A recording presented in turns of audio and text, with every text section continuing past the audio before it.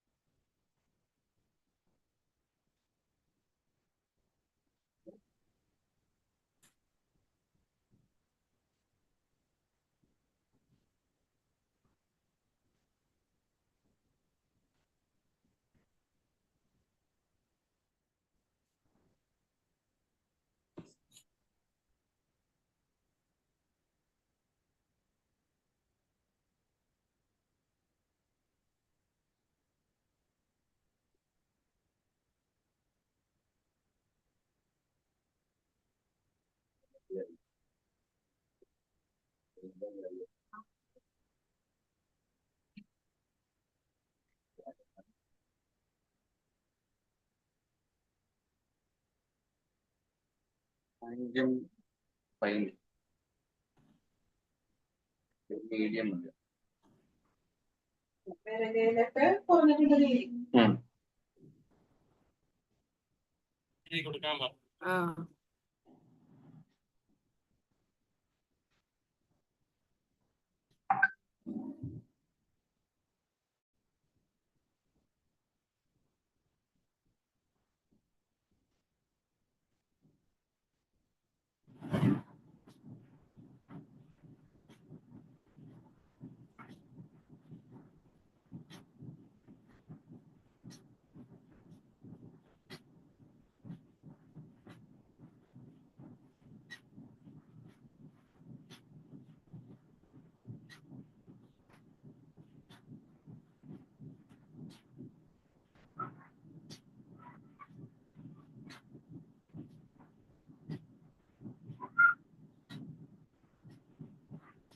So നമുക്ക് 2 മിനിറ്റിനകം തുടങ്ങാം.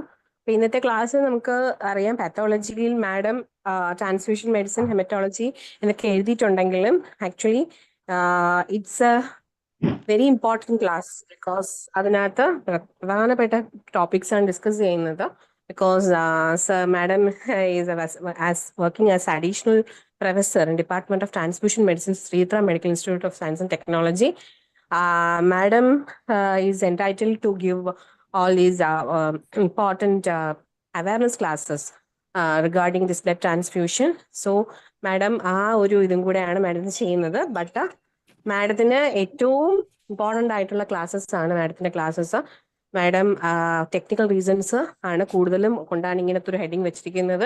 These classes are all very very very important. ഇതിനകത്ത് പ്രീവിയസ് ഇയർ ക്വസ്റ്റ്യൻസും എല്ലാം ഡിസ്കസ് ചെയ്യുന്നുണ്ട്. കഴിഞ്ഞ പ്രാവശ്യം ഈ 2 ക്ലാസ്സസും റോബിൻസ് ബേസ്ഡ് ക്വസ്റ്റ്യൻസ് ആയിരുന്നു. റോബിൻസൺസ് ക്വസ്റ്റ്യൻസ് നമുക്ക് അല്ലാതെ അതൊന്നും മുഴുവനായിട്ട് വായിക്കാനൊന്നും പറ്റത്തില്ല. സോ ഈ 2 ക്ലാസ്സുകളും വളരെ വളരെ ഇമ്പോർട്ടൻ്റ് ആണ്. പെത്തോളജി നമുക്കറിയാം നല്ല ഒരു മാർക്ക് ക്യാരി ചെയ്യുന്ന ഒരു സബ്ജക്റ്റ് ആണ്. അപ്പോൾ ഈ ക്വസ്റ്റ്യൻസ് വെച്ച് തന്നെ നമുക്ക് ഒരുപാട് ക്വസ്റ്റ്യൻസ് മറ്റ് സബ്ജക്ട്സിലും നമുക്ക് ആൻസർ ചെയ്യാൻ പറ്റും. അതാണ് ഇതിന് importance. So those who have joined, അതൊരു ഈ സമയം വളരെ വാല്യുബിൾ ആണ് നിങ്ങൾക്ക്. നിങ്ങൾ സ്വന്തമായിട്ട് പഠിച്ചാൽ പോലും ഇത്രയും ഒരു ഇത് നമുക്ക് ഈ കുറച്ച് സമയത്തിനുള്ളിൽ റമാസ് ചെയ്യാൻ പറ്റത്തില്ല. സോ അതുകൊണ്ട് we are very thankful. Madam ഇത്രയും പെയിൻ എടുത്തും തിരക്കിന്റെ ഇടയിലുമാണ്. It's only such a responsible position, but still she loves teaching and that's why madam class എടുക്കുന്നത്. So we are very grateful to madam. Over to you madam. നമുക്ക് തുടങ്ങാം. Because ഇത് record classes ആയതുകൊണ്ട് നമ്മൾ കറക്റ്റായിട്ട് തന്നെ തുടങ്ങും. So students will join. Okay madam. Okay, thank you madam. Like this is very informal class ആണ്. I hope everyone is Malayali or outside people are also there. If they're okay, I will talk in English only. Okay, so this is like I love to take classes, and the only motivation that gives motivation is when the students give feedback that such and such questions came in the exam and we were successful in answering that. It gives happiness. So, welcome everyone to the next session. So, this is like hematology and transfusion medicine. So, why I have taken hematology? Hematology means it comes under pathology, it comes under physiology, it comes under general medicine. So, the scope is very wide. Okay. So, this is taken entirely from Robbins. This is Robbins based classes. And I have put forward some questions, and based on the questions, we will have the discussions. You're all free to put in the chats. If you have any doubts, you can put in the chats, and also answers. If you want to put in the answers also as the questions come up, you can put in the answers also, and then we will discuss. Okay. And if you have any doubts also, you can interrupt me and ask that. So that's also okay. So shall we go into the classes? Okay. So, which of the following causes a spurious increase in MCV? What is MCV?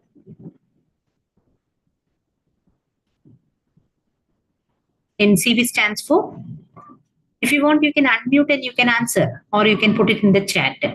When it becomes into an interactive lesson only, even though I am not able to see many of you, even when we get a feedback only, the class becomes a little more interesting. Yes. So MCV stands for mean corpuscular volume. Okay. So which of the following causes a spurious increase in MCV? We are asking for a falsely elevated MCV. So options given are cryoglobulins, hypoglycemia, autoagglutination, low WBC count, and reduced red cell deformability. Anyone wants to answer? Okay. So we will just discuss what is this, and then we will come to the answer. Okay. So there are three terms. One is a mean corpuscular volume, mean corpuscular hemoglobin or MCH, and mean corpuscular hemoglobin concentration or the MCHC. Okay, so these are the three terms which we get usually in a printout of from a hematology analyzer. So when you send a blood routine request, even though we write only hemoglobin, TCDC, ESR or platelet, we get a printout in which all of this will be there. So this was first introduced by Winthrop in 1929. You would have heard about Winthrop's textbook of hematology. Okay, so the same person. So this printout comes from these parameters we get recording from the hematology analyzer. So what you're seeing on the right side is the hematology analyzer, the basic 3-part hematology analyzer. Okay. Now, what is the principle of this hematology analyzer? It works on the principle of electrical impedance. Okay. So what does it do? It looks at the distribution of a population of cells. So it is here that you feed the whole blood, or the vacutainer you keep it. The blood is being sucked by the machine, and then it will evaluate what are the cell populations present.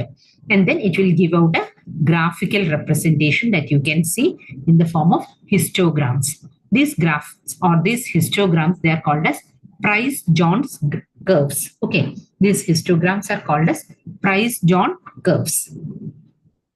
Now, so as I said, the most important principle is the electrical impedance. Okay, then you have the light scattering. Okay, so electrical impedance means that is for the cell count, how many cells have passed. So whenever a cell passes, what happens? It will cause a drop in the resistance, and that will be recorded as a signal. Okay, then second is the light scattering. So light scattering, by the principle of light scattering, you understand about the morphology of the cell, about the granularity of the cell. Okay, so that is a light scattering. Then you have something called as fluorescence. Then you have light absorption and electrical conductivity. So these are the different principles on which the hematology analyzer functions. Electrical impedance, light scatter, fluorescence, light absorption, and electrical conductivity. Okay, so as I stated earlier, you keep a anticoagulated whole blood sample. That is the EDTA vacutainer. What is the color of EDTA vacutainer? What is the color, like cap color of an EDTA vacutainer? It is lavender color, right? So what are the other types of other colors? It is, we do not call it as purple. It is actually lavender color. Okay, it is called as lavender color. Then what are the other types of vacutainers that you know of? You have a blue capped vacutainer. So this is also a question that can come in. Okay, different types of vacutainers. What are their uses? And then what is the order of blood draw? Okay, so that can be asked, that you can see. Okay. So in a hematology analyzer, we use an anticoagulated whole blood sample, which is kept for aspiration. Now, this will be mixed with a diluent, and then it is divided into two parts. This whole blood which is aspirated is divided into two parts. One part goes to the red cell aperture, which is used for the RBC and platelet counting. Okay. And the second part, you add a reagent so that the RBC gets lysed, and there you take the WBC count. Okay. Now, particles between 2 to 20 femtoliters are counted as platelets, and between 36 to 360 femtoliters are counted as RBCs. Okay.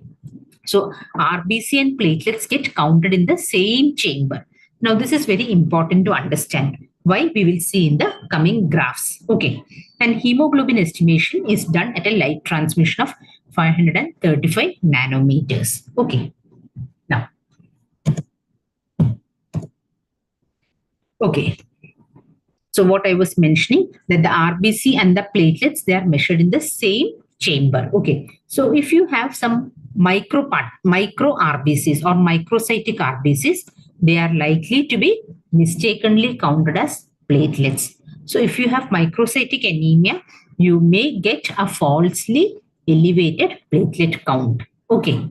Similarly, if you have a what you call giant platelets, they are likely to be counted as RBCs, and you may get a falsely high RBC count. Okay. So always what is required is, if you find any abnormalities, that is, if you find any flagging in the graph, it is always a good practice to go back and see under the microscope. That is called as peripheral smear examination. Okay. You do a peripheral blood smear examination. Okay. Now coming to the formulas. So what is MCV? MCV, or mean corpuscular volume, is the volume of packed cells per 1000 ml of blood divided by the RBC count in millions per ml. And it is represented in femtoliters or micrometer cube. Okay, that is your volume. So when it is volume, it becomes micrometer cube. Then normal MCV is 87 plus or minus 7 femtoliters. So MCV is mean corpuscular volume. What is the average size of the RBCs? Okay. Then you have next parameter is MCH, or the mean corpuscular hemoglobin, which stands for the amount of hemoglobin per RBC. Okay. Amount of hemoglobin per RBC. So that is hemoglobin in grams per 1000 ml of blood divided by RBC count in millions per ml. And that is expressed as picogram per cell. How much hemoglobin is present per RBC or per cell? So normally it is 29 plus or minus 2 picogram per cell. Then you have MCHC. MCHC stands for 100 ml of, that is, MCHC stands for amount of hemoglobin per unit volume. Okay, amount of hemoglobin per unit volume. This is a hemoglobin in gram per deciliter or per 100 ml of blood divided by the volume of packed cells per 100 ml of blood. Okay, into 100. So that is your MCHC. So MCHC stands for the amount of hemoglobin per unit volume of blood. And MCHC correlates with the hemoglobin content with the volume of cell. Okay. So you are taking the hemoglobin content and the volume into consideration when you're denoting the MCHC. So the normal value for MCHC is 34 plus or minus 2 gram per deciliter. Now, these normal values you should all learn. The reason is sometimes only the values may be given and you may be asked to make an interpretation. Okay, so normal MCV is 87 plus or minus 7 femtoliters. MCH is 29 plus or minus 2 picogram per cell. MCHC is 34 plus or minus 2 gram per deciliter. Now we have a different concept that is called as RDW or red cell distribution width. So what is this? RDW or red cell distribution width. This is actually what is the variation in the size of the RBCs. Okay, whether all the RBCs are uniformly similar or they are differently different. That is your RDW or the red cell distribution width. So that is actually a coefficient of variation of the RBC volume distribution. And normal is 13 plus or minus 1.5 percentage. Okay, so that is expressed as a coefficient of variation. Okay, so if the value is RDW is increased, what do you understand? That means the size variability is very high. That means there is anisocytosis. Okay, are you familiar with such terms? Anisocytosis, poikilocytosis, all those terms. So anisocytosis means there is variation in the size of the cells. Okay, so increased RDW denotes anisocytosis. Okay, what is poikilocytosis? You'd have seen the smear reports, anisocytosis, like poikilocytosis, like that. What does poikilocytosis mean? Variation in the shape of RBC. Okay, anisocytosis means variation in the size of RBC. Poikilocytosis means variation in the shape of RBCs. Okay, okay. Now we are coming back to our hematology analyzer. So now we have got a basic idea how the hematology analyzer assesses the value and how the interpretation comes out. Okay, so based on that, we look what are the causes for an erroneous increase in the WBC count. Okay, so WBC count. So what is the difference between the WBC and the RBCs and platelets? What is the difference? Basically, from a hematology analyzer point of view, WBC contains nucleus, whereas RBC and platelets do not have a nucleus. Okay, so if there are nucleated cells present, nucleated RBCs, that is likely to be counted as WBCs. Okay, similarly, large platelet clumps which do not undergo lysis, that is also likely to be counted as WBC. Similarly, like red cells which will not undergo lysis or resist lysis, and cryoglobulins. So these are all likely to be counted as WBC, and that will give a erroneously high WBC count. Okay, understood. So next comes, what are the reasons or what are the conditions in which you may get an increase in the nucleated RBCs? Name one condition. Let me see if you are listening to the talk. Name one condition in which you may find increase in the nucleated RBCs.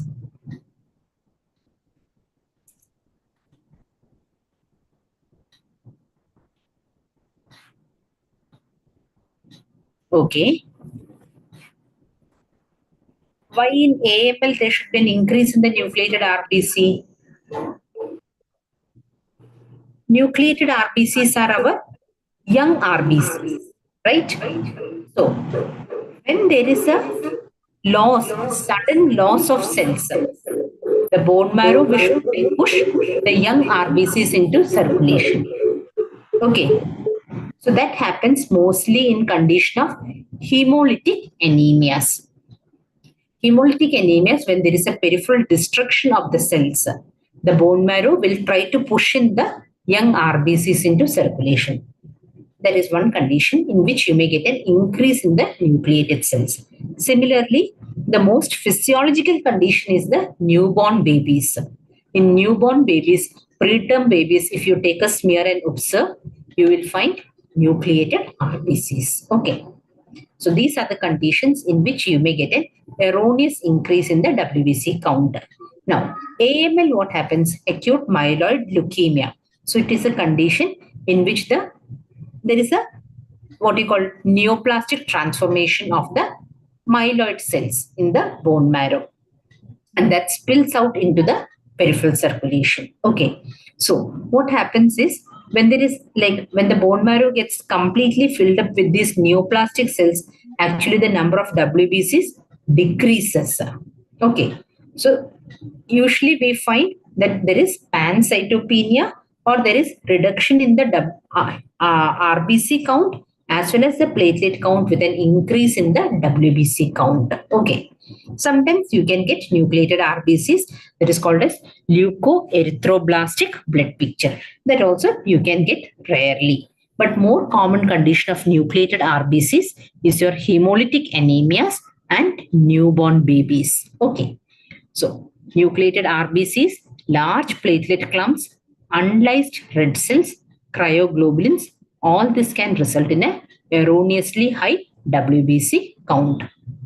Okay, then if you have a clotted sample, then the machine will be unable to analyze the samples. All the cells will be entrapped in that clot, and what is being aspirated may not contain enough of WBCs, and then you get a low value, erroneously low values. Okay, then we have the RBC count.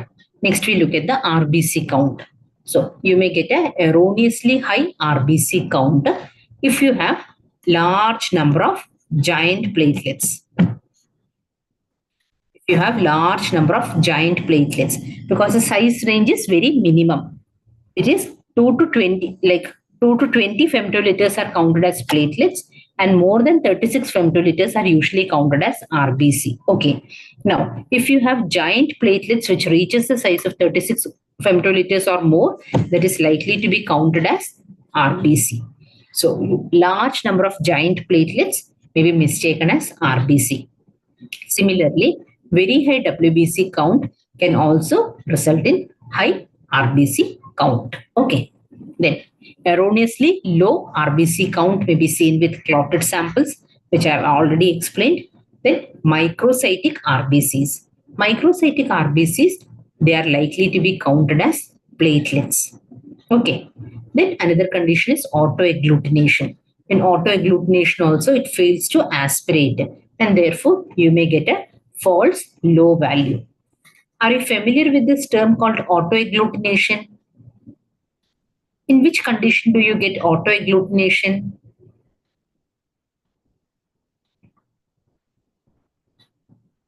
Have you heard any time about autoagglutination?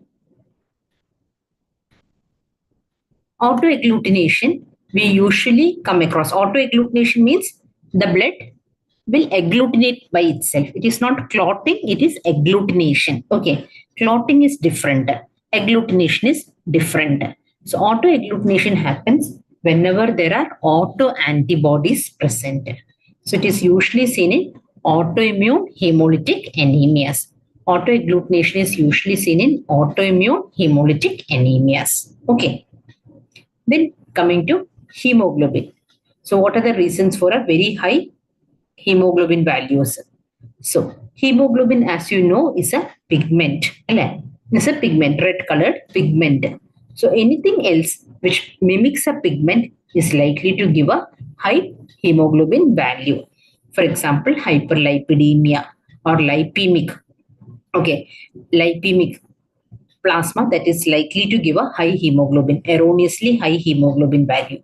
Similarly, high bilirubin levels, because these are all colored substances that will give you. And here, what are we doing? Hemoglobin, we are measuring the absorbance.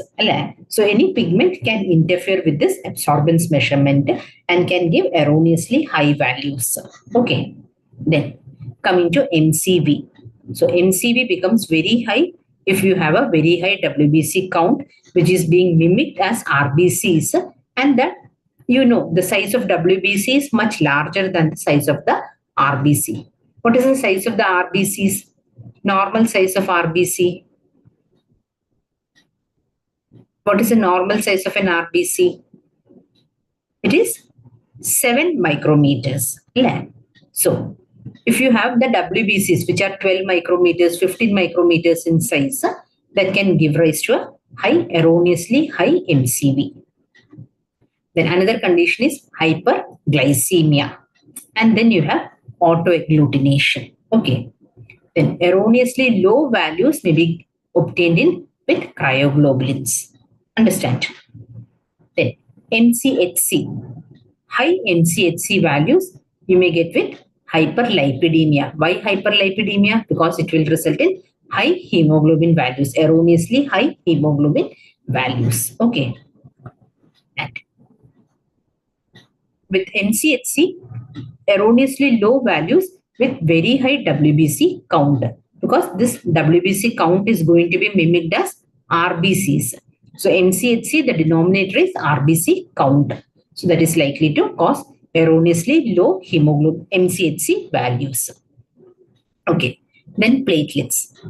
High or erroneously high values may be obtained with microcytic red cells, WBC fragments, and cryoglobulins. Okay. And low values with platelet satellitism and platelet clumping. So all the platelets have come together and that is not getting aspirated. Okay. So you may get a falsely low values. So these are the conditions in which you may get a falsely high values and falsely low values. This you should be very familiar with. Okay. Now, seen on the left side, on the right side, we have two histograms. This is the reading from the histograms. Okay. Now, what do we see here? So this is a histogram, or this is a sample which was run at room temperature. 20 degrees Celsius means room temperature, our AC or air conditioned temperature. So most of the labs, they are air conditioned, and then this is sample is received in the lab, and then it is kept in the room temperature or the AC temperature, and then run in the system. Okay. So now when you have run this machine, when you have run this sample, you are getting like very high WBC count. It is being flagged. Machine is unable to read the WBC count, it seems. Similarly, if you come down, platelet count also appears very high. Our normal platelet count is 1.5 to 4.5 lakhs. But here, if you see, the platelet count appears very high. So they have asked for a repeating of all these values. That is what this flag shows. So the WBC count is too high. They've asked for a repetition of this sample, and the platelet count also appears too high. So what could be the reason? Okay. So it could be because of your cryoglobulins. Cryoglobulins causes all the cells to come together, or this cryoglobulins can itself mimic as WBCs, mimic as platelets, mimic as RBCs. Okay, cryoglobulins. So cryoglobulins are nothing but immunoglobulins which precipitate at low temperature. Okay, which precipitate at low temperature. So that may be mimicked as a cell by the hematology analyzer. Now the same sample, when you warm to 37 degrees Celsius and again give it a run, you find that the WBC count has become normal, the platelet count has become normal, everything has come to normal. Okay, so that is how you are finding. Okay, so this is now the values have become normal. Okay, so this is because of the presence of cryoglobulins. Okay, so just by seeing at seeing the histograms, or just by seeing the results from the hematology analyzer, you can make an interpretation. Okay. Now, when this when this histogram comes, the machine is so designed that it will give you a flag that do not interpret these values. Please repeat the values. Okay. Yes. Yeah. So, a combination of low hematocrit, normal hemoglobin, high MCV, and MCHC is characteristic of cold agglutinins. Okay. Combination of low hematocrit, normal hemoglobin, high MCV, and MCHC is characteristic of cold agglutinins. Okay. Now, we will see what are the other variations in MCV. So, sometimes the MCV can appear spuriously normal if you have two different cell populations. For example, you have both microcytic as well as macrocytic cells. That means you have got two population of cells, but the average size of the cell may appear normal. Okay, so that is what is called as dimorphic anemia. Dimorphic means two different morphologies. So you have cells, microcytic cells, and you have macrocytic cells. So when you have two different population of cells, the MCV can appear spuriously to be normal. Okay. Similarly, you have RBC fragmentation with reticulocyte response. So that is the case of hemolytic anemia. Okay. So that is a case of hemolytic anemia. When there is hemolysis going on, the bone marrow will push in young RBCs into circulation. That is how the nucleated RBCs and reticulocytes will come into the circulation. So RBC fragmentation, the volume will be very less, whereas the reticulocytes and the nucleated RBC volume will be higher. So that average becomes normal. Okay. Then, so in such situations, it is very important to examine the peripheral smear to evaluate the anemia. Okay, so if you are like suspecting anemia and you get a report with a normal MCV, it is always a good practice to go back and look at the smears. Okay, then you can also look at the RDW. Okay, so RDW is a good indicator of the degree of anisocytosis. It will reveal anisocytosis even when the MCV is normal. For example, you have got dimorphic population. So there is wide variation in the size of the cells. But when you take the average, the cell size appears normal. But RDW will tell you that there is good variability in the size of the cells. Okay, so RDW, you can interpret MCV along with the RDW. Okay, so what are we seeing here? Here there are two pictures. What are we seeing here? What is this? This you will be able to tell me. What is this that we are seeing? This is auto-agglutination. You can see the cells have agglutinated together. They have clumped together. This is not clotting. This is not clotting. Clotting means everything would have come together. Here you can see the platelets separate. The WBC is separate, but the RBCs have come together. That is called as agglutination or clumping. Okay, agglutination or clumping. What are you seeing here? Here you are seeing spherocytes. These are the spherocytes. Can you make out? This cell where I have kept the pointer with no central pallor. So these are your spherocytes. Okay. And why spherocytes? Because there is some condition like hereditary spherocytosis. There is a type of hemolytic anemia in which there is splenic destruction of the red cells. And therefore, the bone marrow will start producing increased number of cells. And there you may get polychromatic cells into the circulation. Polychromatic cells and nucleated RBCs into the circulation. Okay. Next. Yes, very good. This was autoagglutination. Yes.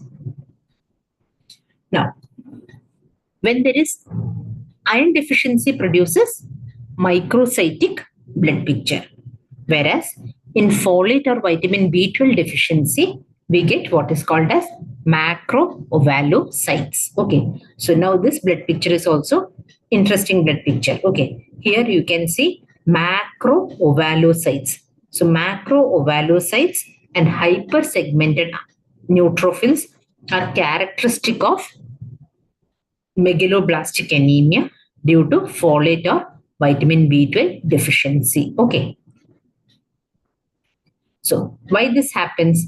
It is because of defects in the nuclear maturation, because of the folate or vitamin B12 deficiency, and that results in this macroovalocytes with a normal hemoglobin content. Okay. So here the MCV volume is increased, MCH appears increased, while the MCHC remains normal. There is anisocytosis and RDW is also often increased. As you can see in this picture, there is variation in the size of the cells. You have these macrocytes, macroovalocytes, some normocytes, some microcytes. Yeah. So you get a variation in the RDW. Okay. Now, another condition is macrocytosis of the liver. Okay, this is another condition which can result in big RBCs. Now, here what happens is this bigger RBCs are because of the excess RBC membrane. So, all the cells will be uniformly large sized.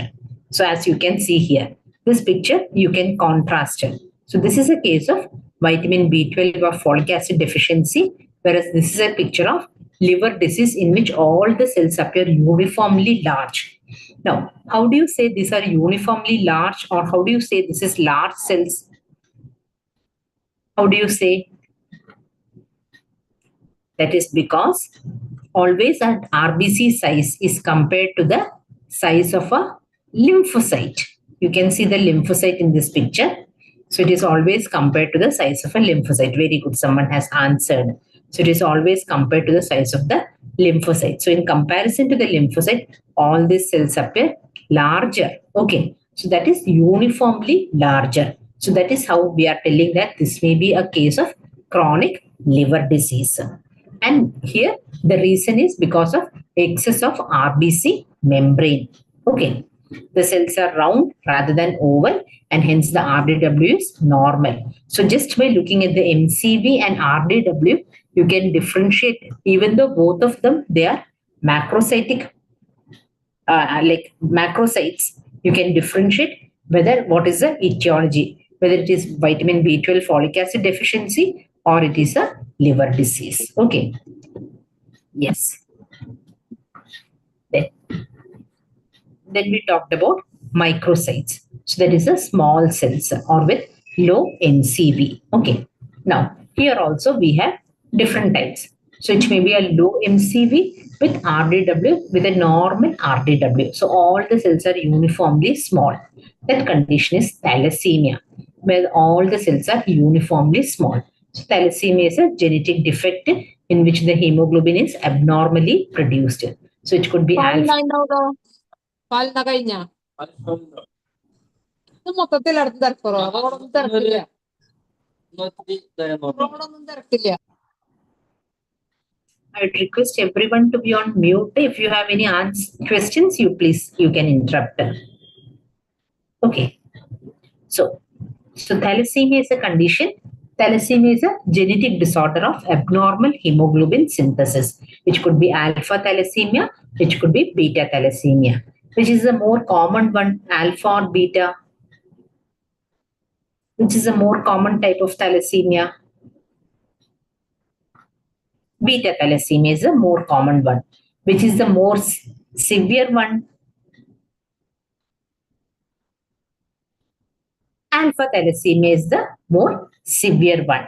Beta thalassemia is they usually have a normal lifespan, whereas alpha thalassemia is usually transfusion dependent. Okay. Okay. So in thalassemia, the cells are uniformly small, microcytic with a normal RDW. Okay. In iron deficiency, because the thing is with hemoglobin deficiency or because of the iron deficiency, you get anisocytosis. Okay, anisocytosis. So here the hemoglobin synthesis itself is decreased, as a result of which the cell becomes smaller and the cell becomes easily, like the shape it is unable to maintain. That is why you get anisocytosis. So increased RDW is the first laboratory abnormality even before anemia and microcytosis are seen. So in a patient who is developing iron deficiency anemia, if you look at the RDW, that is the first one to get increased in a patient developing iron deficiency anemia. So that is the first laboratory abnormality. Okay, increased RDW. Now, so we have microcytic anemia with a normal RDW stands for thalassemia, with an abnormally increased RDW stands for iron deficiency. Okay. So based on this, we have devised an index called as Menser index. Okay. So Menser index is nothing but mean corpuscular hemoglobin divided by the RBC count. Okay, mean corpuscular hemoglobin divided by the RBC count. That is called as Menser index. And it can differentiate between these two causes of microcytic anemia. Okay.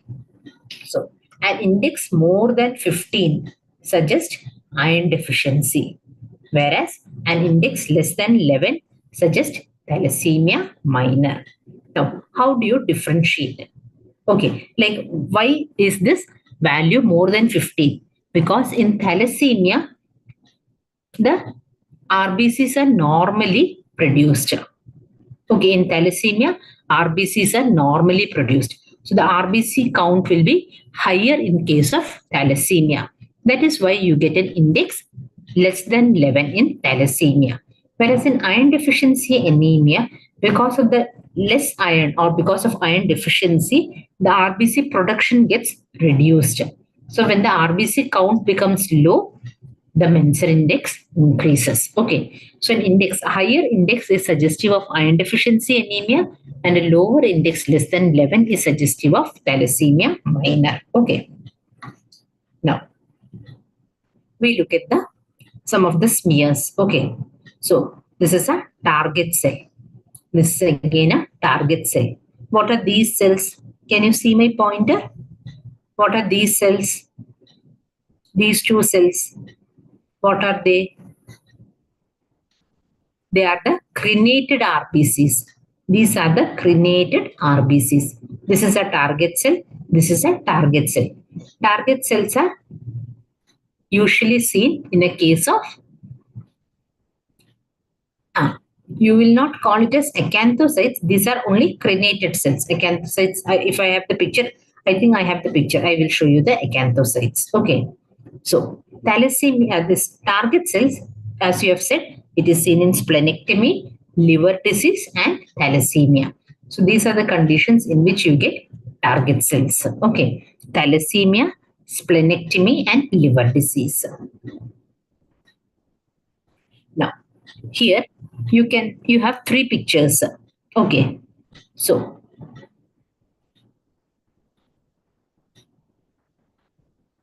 these two pictures, what do you understand? Like, what are the differences that you can appreciate in these three pictures?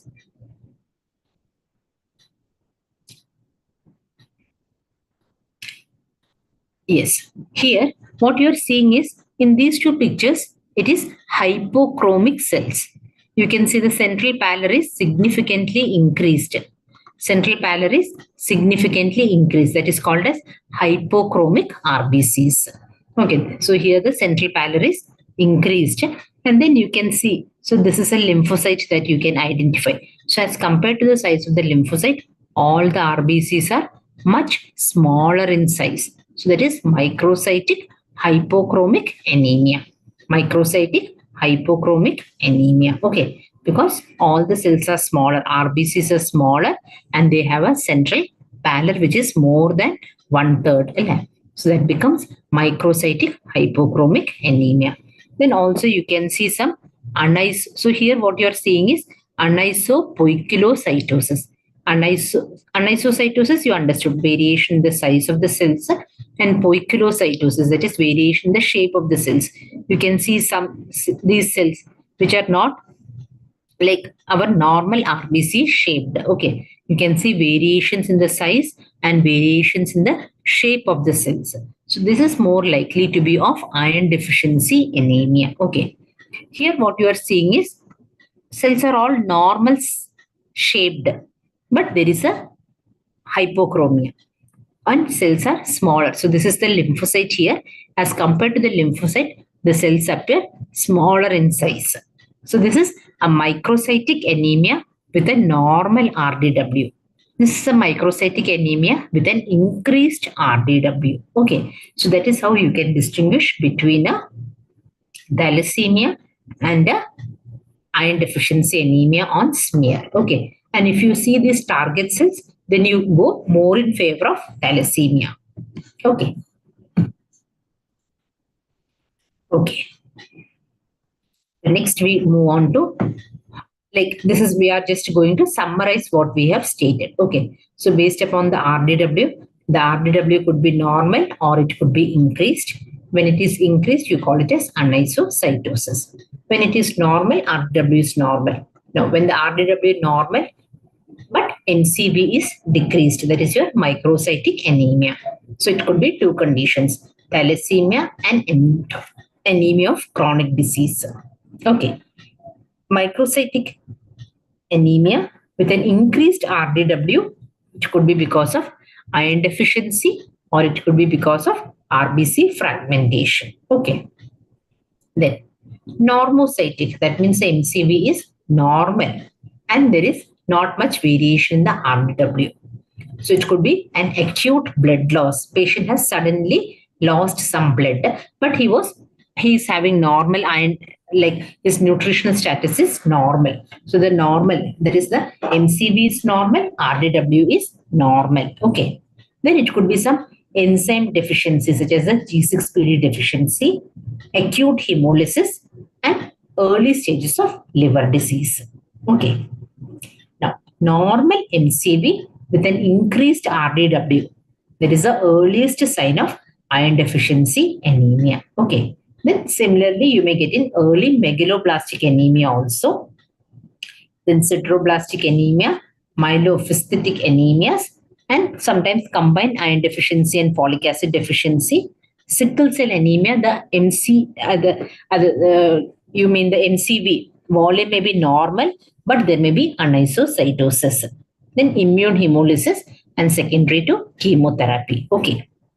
Then you have increased MCV or macrocytic anemia with normal RDW that we have learned is seen in liver disease. Aplastic anemia. Aplastic anemia means from the bone marrow itself, the production is decreased. So that is a aplastic anemia, and you have myelodysplastic syndrome. So these are conditions affecting the bone marrow. Okay. Then increased MCV with increased RDW that is seen in megaloblastic anemia, sideroblastic anemia, myelodysplastic syndrome, and secondary to chemotherapy. So that can evolve. That stages can evolve. But primarily what you should need to understand is how to differentiate between thalassemia and iron deficiency anemia. Similarly, how to differentiate between liver disease, megaloblastic anemia, and here again, liver disease and megaloblastic anemia, how to differentiate based upon the MCV and the RDW. Okay. Yes. Now, so this will be important for your clinical practice also. So whenever you come across a patient with a blood routine investigation done, he presents with low hemoglobin. So low hemoglobin is anemia. So how to proceed further? So you look at the other counts also, whether there is abnormalities in the WBC and platelet counts also. So if there is abnormality in the RBC, WBC and platelet, that means the tri-lineage. So all this is coming from the bone marrow. So if you have abnormality in the RBC count, platelet count and WBC count, it will be a good practice to look at the bone marrow. If there any abnormality going on in the bone marrow. But if the abnormality is restricted only to the RBC, then it may be good to look at the reticulocyte count. So if the reticulocyte count is raised, that means the bone marrow is producing, but the cells are not coming into the circulation. That means the cells are getting lost from the circulation due to some reason. That could be because of blood loss or that could be because of hemolytic anemias. So if the reticulocyte count is raised, you can investigate either for a blood loss or for hemolytic anemias. But if the reticulocyte count is not raised, then you have to look at the red cell indices. You have to look at the MCV to see whether it is a microcytic type of anemia, normocytic type of anemia, or a macrocytic type of anemia. And then further, you look at the RDW also to come to a differential, to come to a more what you call focused conclusions. Okay. Now, if you find that it is a microcytic hypochromic anemia, then you look at the most common indication or most common condition is iron deficiency anemia. So for that, you look at the serum ferritin values. So serum ferritin will be reduced in iron deficiency anemia, whereas it will be normal in a case of thalassemia. Okay. Now, so you go for a hemoglobin electrophoresis. You have to look whether there is an abnormality in the hemoglobin electrophoresis. So If you find there is abnormality, it is more likely to be thalassemia. If the hemoglobin electrophoresis comes out to be normal, then it could be either a sideroblastic anemia or it could be an anemia of chronic disease. What is a sideroblastic anemia? Have you heard the term sideroblastic anemia? What is it? Sideroblastic anemia is a condition in which there is poor iron utilization by the RBCs. That is a sideroblastic anemia. Okay. Then next coming to the macrocytic anemia. So macrocytic anemia means MCV is too high. It is more than 100 femtoliters. Microcytic means the MCV is less than 80 femtoliters. Okay. So again, you look at the reticulocyte count. So whether the reticulocyte count is increased. So if it is increased, it could mean hemolytic anemia or acute blood loss where the bone marrow has started pushing in the reticulocytes and nucleated RBCs. That is why you are getting a macrocytic blood picture. Okay. Now, if the reticulocyte count appears normal, it could be because of the liver disease, drugs and hypothyroidism. Okay. It could be because of liver disease, drugs or hypothyroidism. So you can investigate in that way. Otherwise, you have to go for a bone marrow examination. Then again, in the bone marrow, if you find that it is normoblastic maturation, then it could be a peripheral disease. For example, the liver disease or hypothyroidism. If bone marrow itself shows megaloblasts, then it is a case of megaloblastic anemia because of vitamin B12 or folic acid deficiency. Then it could be because of myelodysplastic syndrome, or it could be the bone marrow itself is hypocellular, as in cases of aplastic anemia. Okay, so these are the differential diagnoses for a macrocytic anemia. Okay, so how you come to a conclusion? Okay, then finally we have the normocytic anemia. So normocytic anemia also, you go with the reticulocyte count. If the reticulocyte count is increased, that means it's a hemolytic anemia. If the reticulocyte count is normal or low, that means you have to look for underlying conditions. It could be because of underlying chronic renal disease or chronic kidney disease. So chronic kidney disease, what happens? The erythropoietin production decreases, because of which the person develops anemia. Okay. There is no iron deficiency, there is no folic acid deficiency, only erythropoietin deficiency. So the production decreases. There is a chronic renal failure. If not, then you again look at the bone marrow. If it is normal, then it could be anemia of chronic disease. If the bone marrow shows any abnormalities, then you investigate in that fashion. Okay. So that is based upon our MCV. So MCV based, we have divided into microcytic, macrocytic and normocytic, and we have seen how the condition has to be evaluated. Now, why I am discussing this is in many of the questions, it could be a what you call analytical type of, they may give you a case scenario or a case history, and you may have to come to a diagnosis or a like investigation, proper investigation. Okay, so that is why I'm giving you these flow charts. Okay. Now, coming to hemolytic anemias. So, what is hemolytic anemia? Hemolytic anemia means RBCs are undergoing lysis, and as a result of which there is a decrease in the RBC count. Okay, so RBCs are undergoing hemolysis, as a result of which the counts are reduced. Okay, so how do you understand that it is hemolytic anemia? Hemolytic anemia, the hemoglobin levels will be low, RBC count may be low, and because there is hemolysis going on, the indirect serum bilirubin levels will be elevated, and the bone marrow will be trying to push in the young RBCs. So you will get what is called as reticulocytosis. Okay. Then you look at the smear. What is the cause for this hemolysis? So it could be spherocytes. Now, spherocytes can come in DAT positive, that we will discuss. So DAT positive could be because of autoimmune hemolytic anemias, where the body is producing autoantibodies, or the spherocytes can come in a genetic condition called as hereditary spherocytosis. Then you have the cystocytes. So that can be seen in, or the broken RBCs.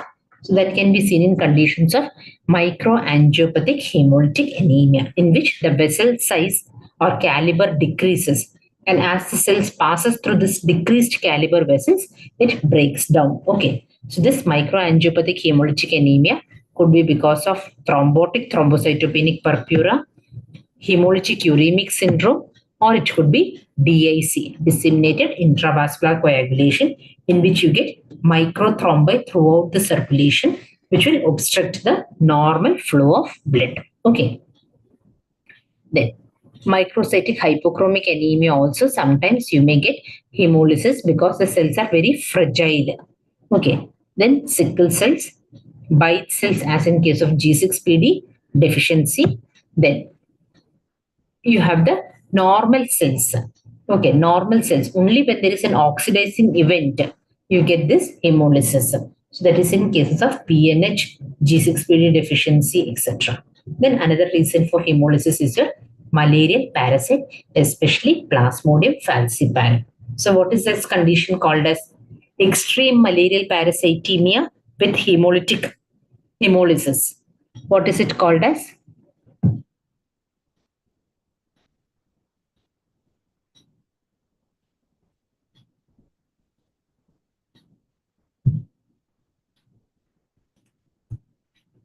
Okay, that is an assignment for you.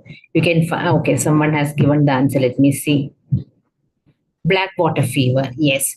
So the person has high fever, all symptoms of malaria, and the urine appears dark colored. Yes. Okay. Okay. So, which of the following causes spurious increase in MCV? Okay. So the answer is autoagglutination. Okay. Autoagglutination. Hyperglycemia causes spurious increase. Here the option given is hypoglycemia. Okay. Yes. So we move on to the next question.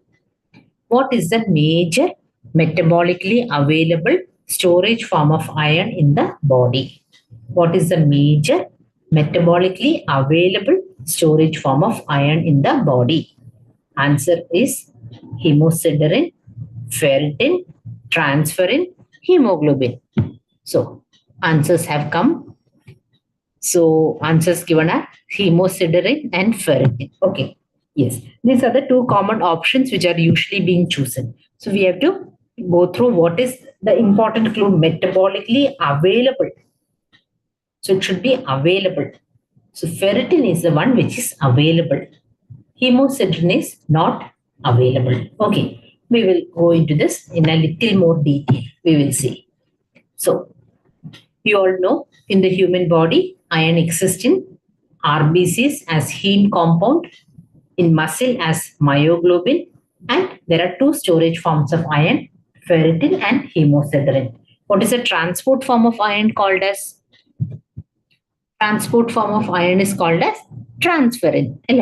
So storage form of iron is ferritin and hemosiderin. Transport form is transferrin. Okay, transferrin. Yes. So ferritin is the main storage form of iron. So this protein is produced by the reticuloendothelial system and it reflects the tissue stores of iron. Okay. Now this is a labile form of iron storage. That is, it is metabolically available. Okay. Now, since it is produced by the reticuloendothelial system, whenever there is an inflammation, what do you understand by reticuloendothelial system? What do you understand by reticuloendothelial system? That is consisting of your, let me see what is the answer. A. Reticuloendothelial system is actually the, what you call your defense system. So it is consisting of your liver, spleen and lymph nodes. Okay. Liver, spleen and lymph nodes. That is the reticuloendothelial system. Okay. So because it is produced by the reticuloendothelial system, whenever there is a inflammation, the levels of serum ferritin is likely to go up.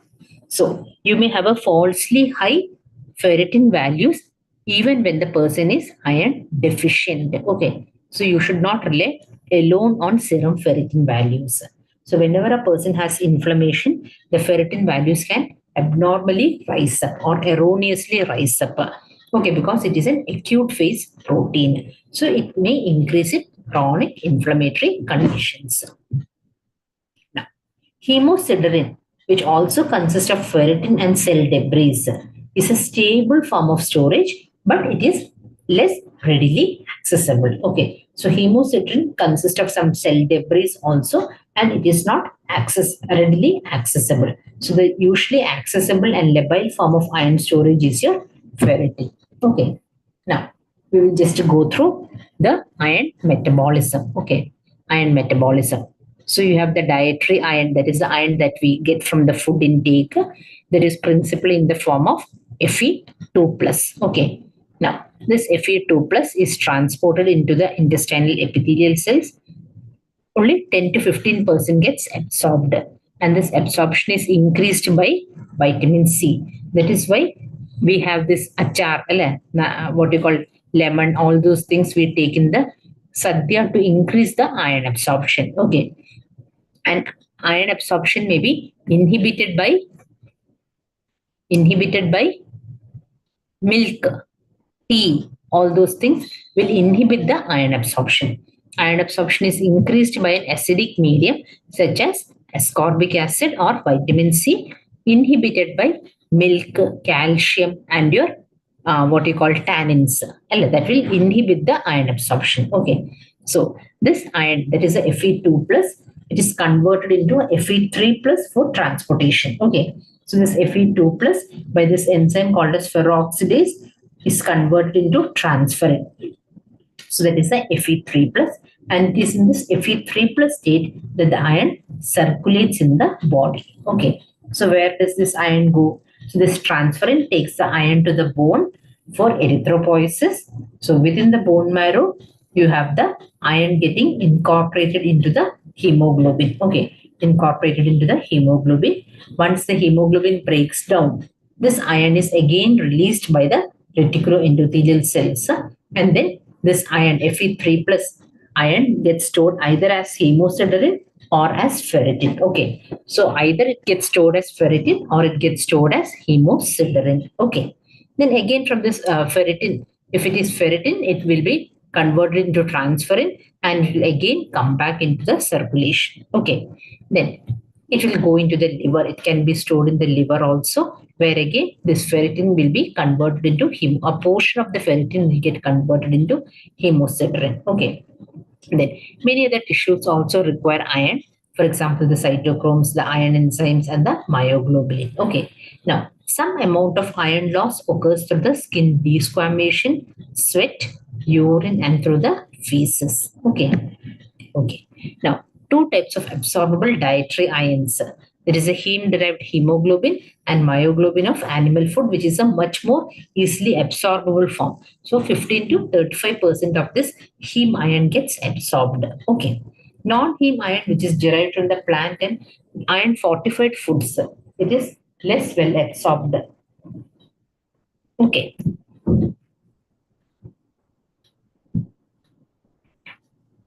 Yes.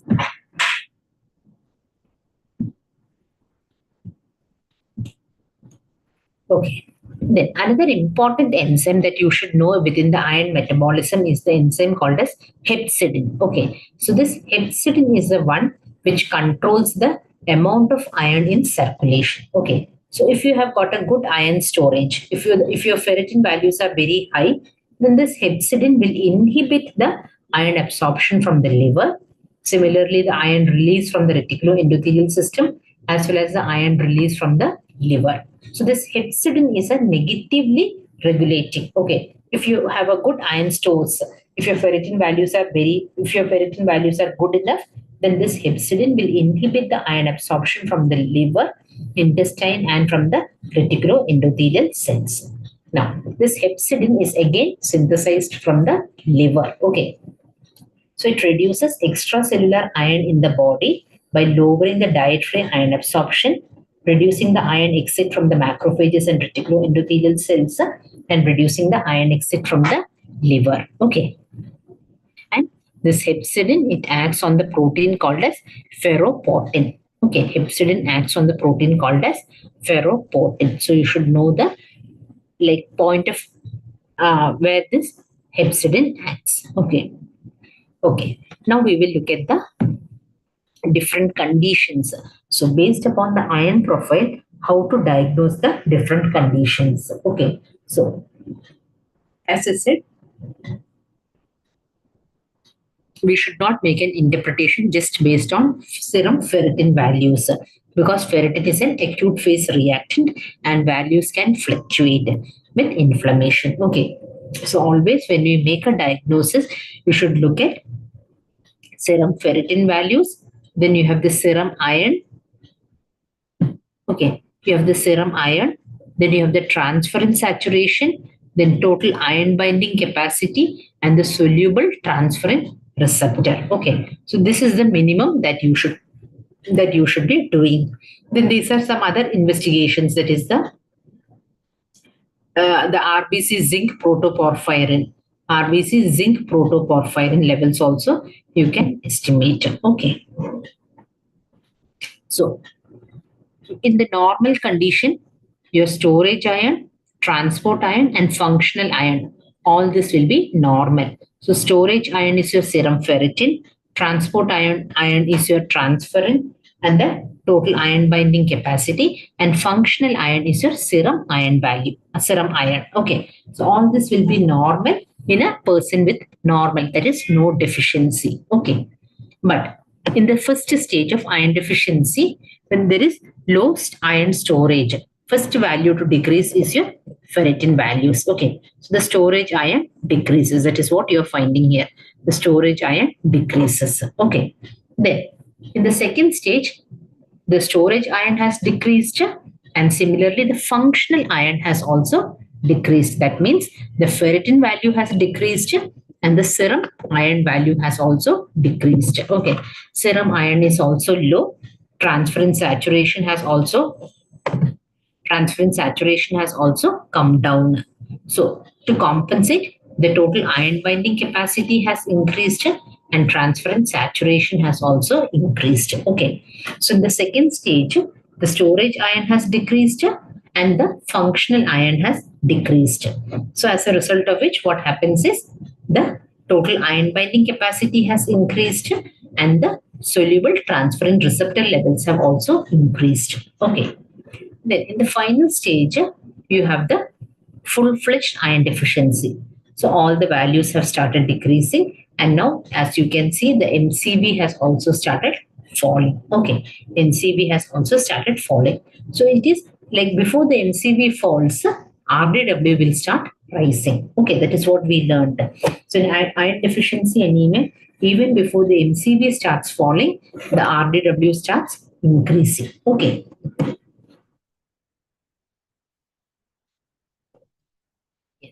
Now this is also important. Here you can see the normal values. So this is very important to learn. Serum ferritin normal value in a premenopausal woman is 15 to 200 microgram per liter. In men and postmenopausal women, it is 20 to 300 microgram per liter. Okay. Then the serum iron values is 10 to 30 nanomole per liter. TIBC or total iron binding capacity is 2 to 3.5 gram per liter. Okay, so this is the transferrin value. I am so sorry. This is the transferrin value, which is 2 to 3.5 gram per liter.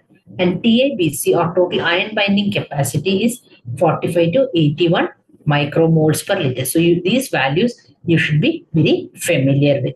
And percentage transferrin saturation, transferrin is usually 25 to 45% saturated. Okay.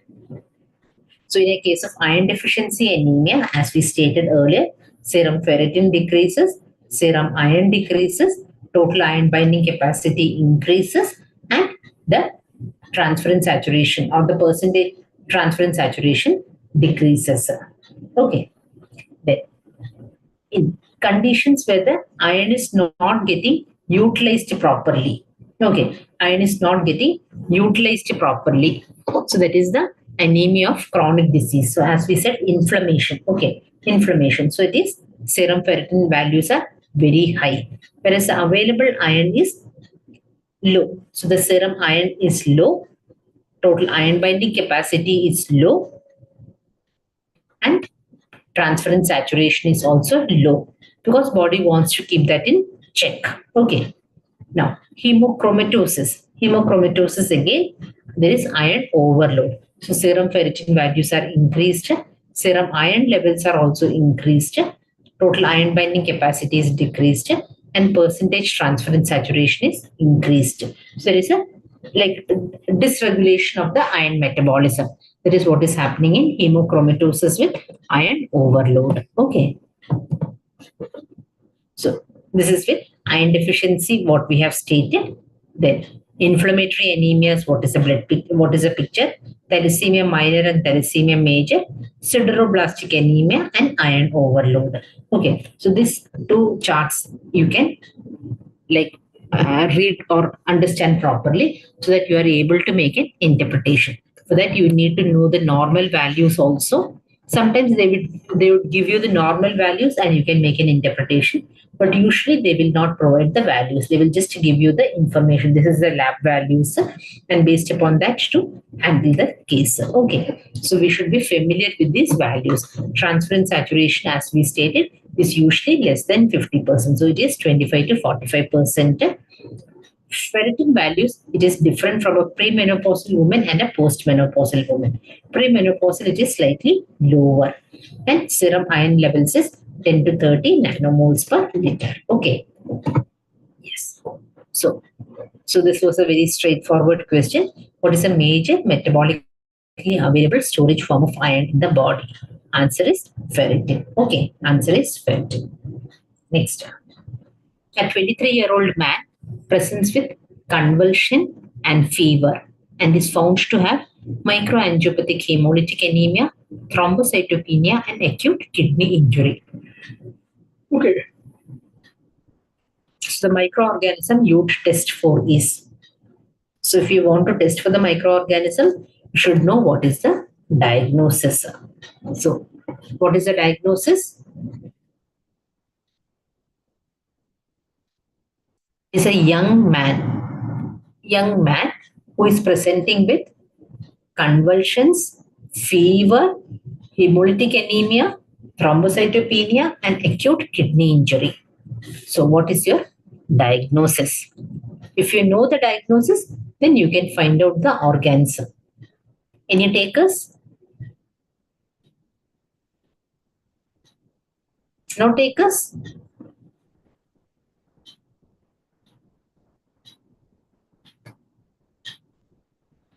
So, what is this condition? Yes, there are takers. Okay. What are the, is this a triad or a pentad? You have fever, convulsions, hemolytic anemia, thrombocytopenia, and renal injury. So this becomes a pentad. This becomes a pentad. And this is a pentad of, this is a pentad of TTP.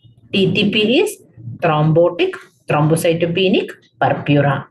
HUS is actually a triad of hemolytic anemia, thrombocytopenia, and renal injury. So that is HUS. HUS you test for E. coli. But this is not HUS. This is something much more than that. This is TTP, thrombotic, thrombocytopenic purpura. Okay, so we will see how to proceed further. Okay, so this is so all this comes under the umbrella diagnosis of microangiopathic hemolytic anemia. Okay, so what are the reasons? Now this microangiopathic hemolytic anemia, you can this will be well scoring question because this comes under so many other specialties also. Okay, neurology, nephrology, all those. Okay, so microangiopathic hemolytic anemia can occur in HUS, thrombotic thrombocytopenic purpura, DIC, accelerated hypertension, eclampsia and HELP syndrome, septicemia, vasculitis, connective tissue diseases, malignancy, burns, prosthetic valve-induced hemolysis. Then drugs, most important is cocaine. Then other drugs include cyclosporin, mitomycin, gemcitabine, calcineurin inhibitors, and VEGF inhibitors. So this is a list that you should be very familiar with, especially the drugs which can result in MAHA or microangiopathic hemolytic anemias. So the drug addiction drug is the cocaine, drug of abuse, cocaine. Then other drugs include the cyclosporin, mitomycin, gemcitabine, calcineurin inhibitors, VEGF inhibitors. Okay. Then there are certain malignancies which can be associated with MAHA. For example, mucinous adenocarcinoma of the gastric, that is the stomach, breast, and lung.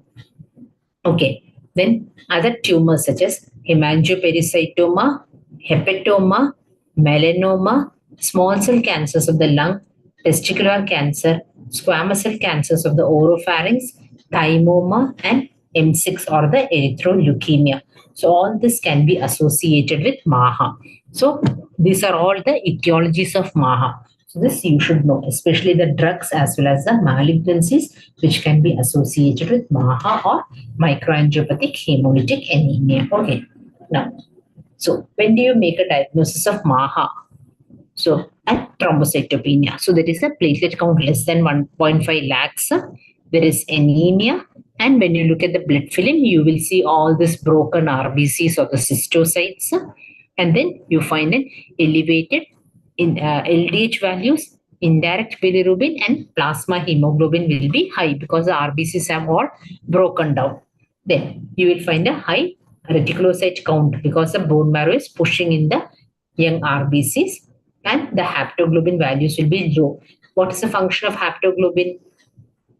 What is the function of haptoglobin?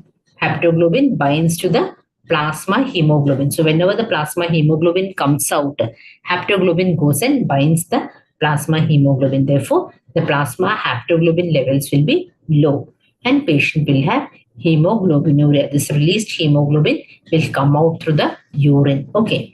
So this is the picture that you get in a case of MAHA with thrombocytopenia. Okay.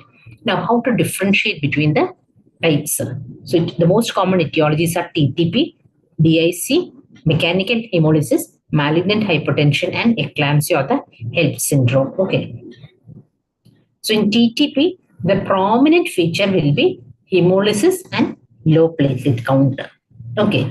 Whereas in DIC, the more prominent picture will be low or coagulopathy with a low platelet count. Okay. In mechanical hemolysis, it will be more of lysis. Okay. Then malignant hypertension, again hemolysis and low platelet count. Similarly, the HELP syndrome also, you get hemolysis and low platelet count as the more prominent features. Okay. Now, this is another table in which you have a spectrum. Like HUS is a triad. Then you have the atypical HUS. Then you have the thrombotic thrombocytopenic purpura. Okay. Now, HUS, you have this HUS is caused by organism, that is a Shiga toxin producing E. coli. Strain is 0157H7. So you have the Shigella dysentery and Streptococcus pneumoniae. So that produces the Shiga toxin producing E. coli HUS. Okay.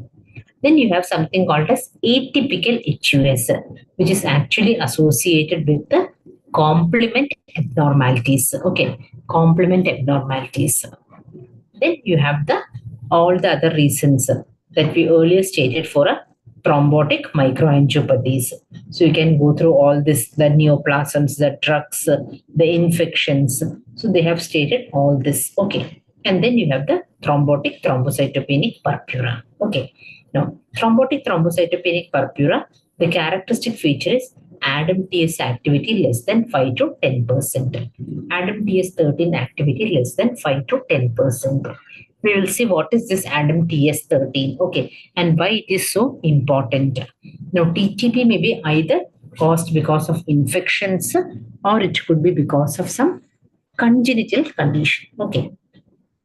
So it becomes very important to differentiate between TTP and HUS. Okay, HUS is hemolytic uremic syndrome.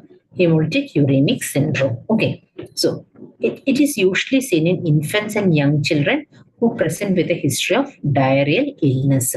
So this is a triad. HUS is a triad of acute renal injury, microangiopathic hemolytic anemia, and thrombocytopenia.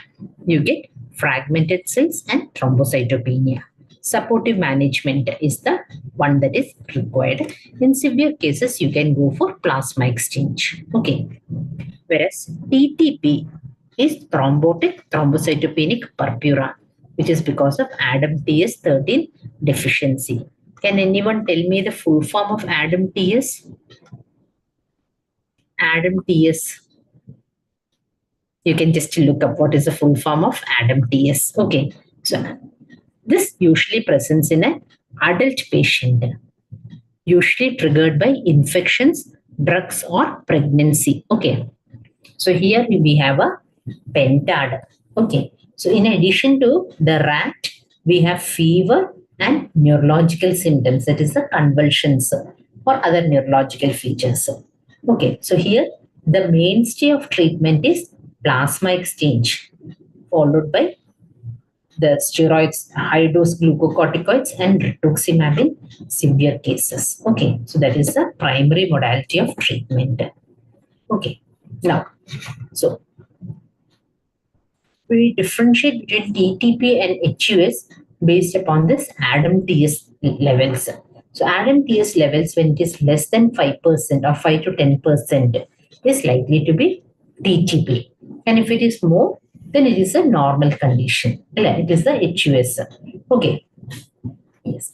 Then there is a congenital deficiency of ADAMTS13, which is called as Upshaw-Schulman syndrome. Okay, this is a congenital deficiency of ADAMTS13, which is called as Upshaw-Schulman syndrome. Okay, now let us see the conditions associated with TTP. So you have pregnancy and postpartum, immediate postpartum, then infections, particularly HIV. Okay, infections, particularly HIV. Then drugs such as quinine, quinidine, ticlopidine, clopidogrel, cyclosporin, interferon alpha, and statins. Chemotherapy medicines such as mitomycin, cisplatin, gemcitabine. Okay. Then bone marrow transplantations, connective tissue disorders such as the SLE and scleroderma, and sometimes cardiac surgery, which can result in acquired TTP-like condition. Okay. Acquired TTP-like condition. So these are the conditions and diseases associated with TTP. Okay. So what is the function of this ADAMTS13? ADAMTS13 is actually, what it does is, normally in circulation, we have this large multimers of von Willebrand factor. Okay. Large multimers of this von Willebrand factor. Now, what this ADAMTS13 does is it will break this von Willebrand multimers into small fragments so that it can easily circulate. When this comes as large multimers, it is likely to obstruct the circulation. That is how it results in microangiopathic hemolytic anemia. Okay, because these large multimers will block the free flow of blood. Okay, now if you have a deficiency of ADAMTS13, then these multimers are likely to accumulate in the circulation, and that is resulting in microangiopathic hemolytic anemia. Okay, so coming to our answer, a 23-year-old man presents with convulsion and fever, found to have microangiopathic hemolytic anemia, thrombocytopenia, and acute kidney injury.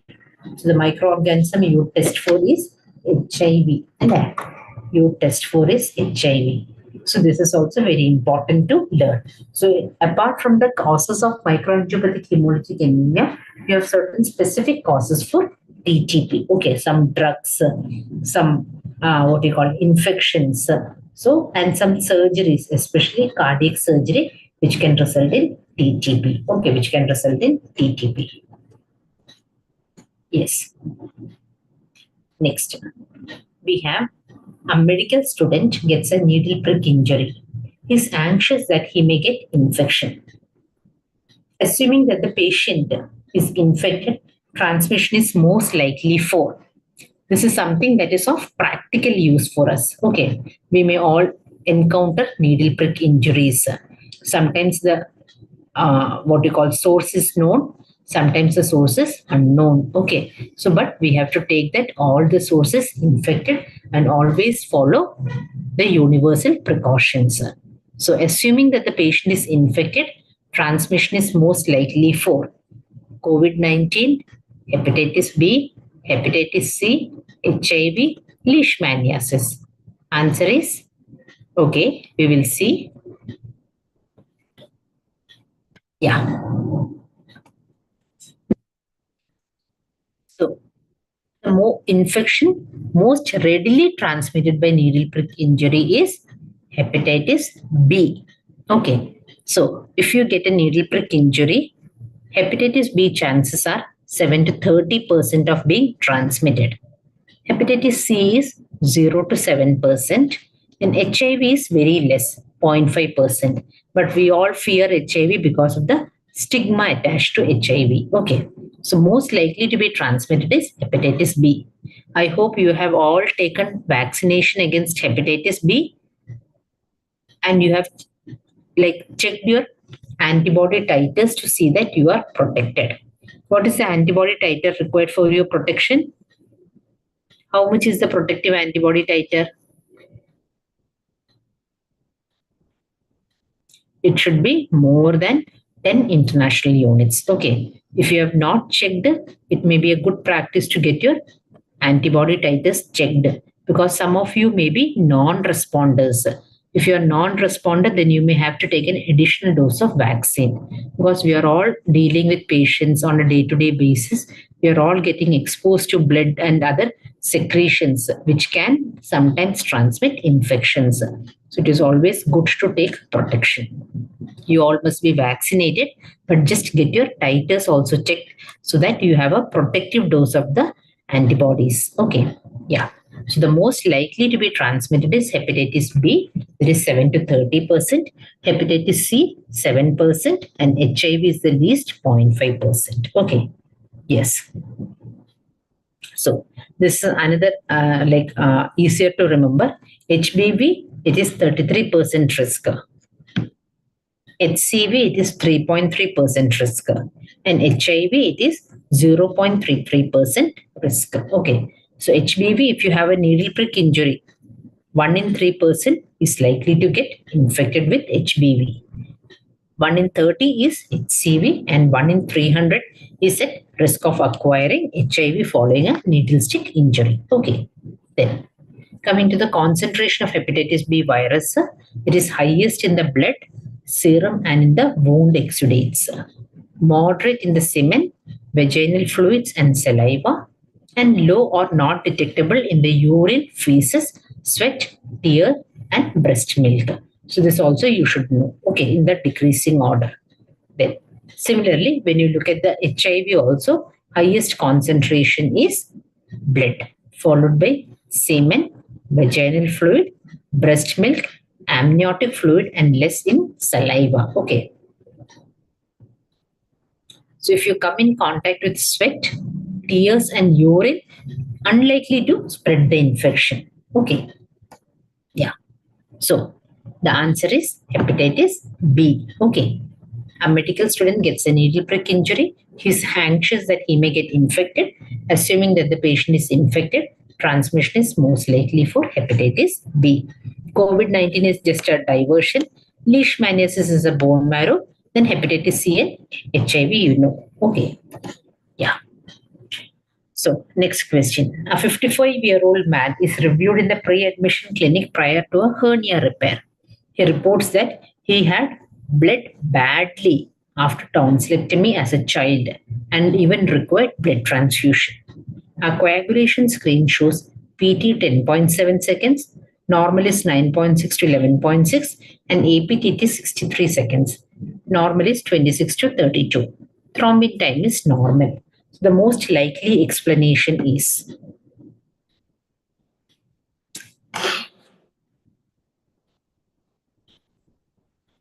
So it could be factor 8 deficiency, factor 5 deficiency, factor 7 deficiency, factor 12 deficiency. Yes. So you can go through this cascade. I will just have one glass of water and come back. Okay.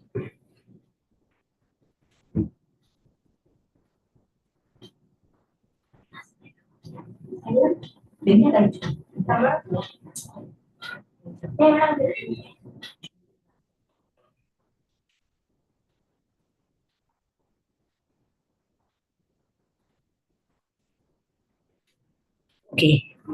So here what we have described is the coagulation cascade. Any answers came? No. Okay. So what is described here is the coagulation cascade. This is easier to understand. We have divided this into this cascade. So you have the so to look at the intrinsic pathway, you measure using the APTT. Extrinsic pathway, you measure using the PT. And then the final pathway, you measure using the thrombin way.